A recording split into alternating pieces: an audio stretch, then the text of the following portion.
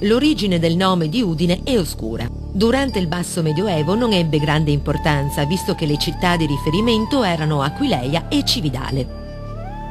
È a partire dal 1223 che, con la fondazione del mercato, diventa la città più importante della regione per il commercio e i traffici.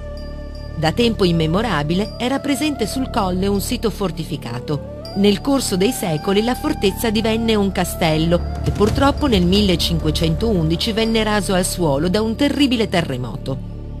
Ricostruito, fu adibito a vari usi, da carcere a sede municipale a sede museale.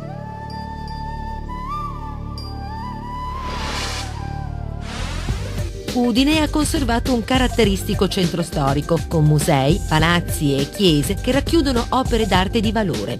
Il monumento più antico è la Loggia del Lionello, in Piazza della Libertà. Di fronte si trova la rinascimentale Loggia di San Giovanni, un porticato che incorpora la torre dell'orologio, sotto la quale si apriva anticamente il portone principale di accesso al castello.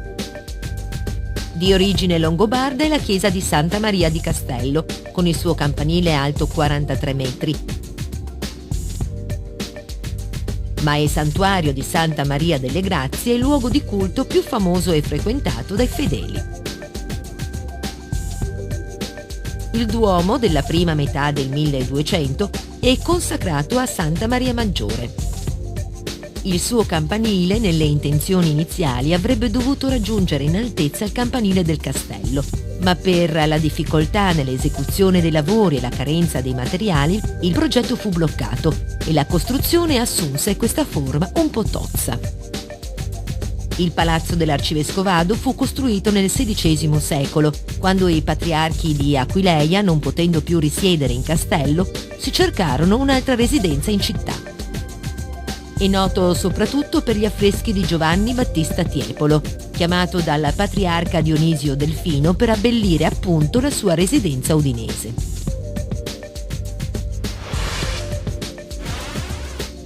Per una passeggiata all'aperto c'è il Parco del Cormor, ma è il centro storico la vera anima di Udine, con le sue numerose osterie ed enoteche. Tra le varie manifestazioni udinesi la più nota è Friuli Doc, che si svolge alla fine di settembre e offre per alcuni giorni numerose degustazioni dei prodotti tipici, dando particolare importanza agli ottimi vini friulani. Sede di una decina di importanti facoltà universitarie, Udine è raggiungibile percorrendo l'autostrada A23 Palmanova-Udine.